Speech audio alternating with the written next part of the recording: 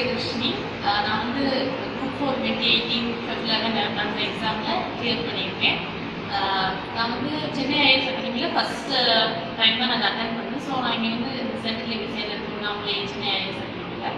So இங்கே வந்து first time நான் அட்டன் பண்ண போகிறதுனால எனக்கு இந்த பேட்டர்ன் எப்படி டிஎன்பிஎஸ் எப்படி வந்து அவங்களோட ப்ராசஸ் என்ன எதுவுமே எனக்கு வந்து எந்த ஒரு ஐடியாவும் கிடையாது.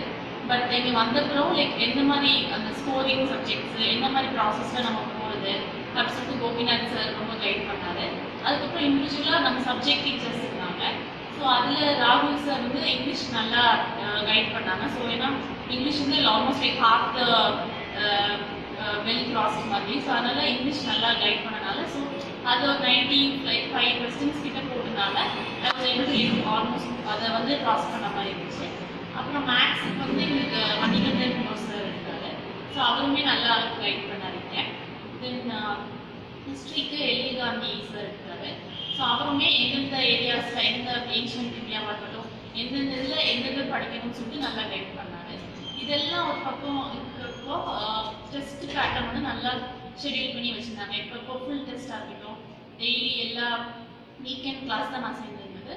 ஸோ வீக்கெண்டுமே லைக் எப்பப்போலாம் வந்து அந்த டெஸ்ட் ஷெடியூலை மிஸ் பண்ணாமல் வந்து அட்டென்ட் பண்ணிடுவேன். ஸோ அந்த டெஸ்ட் ஷெடியூல் ப்ளஸ் எல்லாரோட கைடன்ஸ் அண்ட் எல்லாரோட மோட்டிவேஷன் மெயினா. ஸோ இது எல்லாமே தான் என்னோட ஃபஸ்ட் அட்டெம்ப்ட்லேயே கிளியர் பண்ண வச்சுச்சு.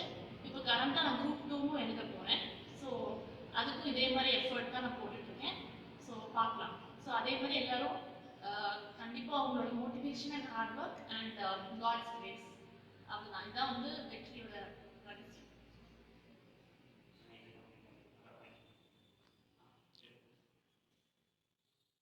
கரெக்டான கைடன்ஸ் கூட ட்ராவல் பண்ணி இதே மாதிரி சென்ட்ரல் வந்து சென்னை ஐஏஎஸ் அகாடமியில் ஜாயின் பண்ணி நீங்களும் உங்களோட ட்ரீம்ஸை சீக்கிரமே நனவாக்க என்னோட விஷஸ்.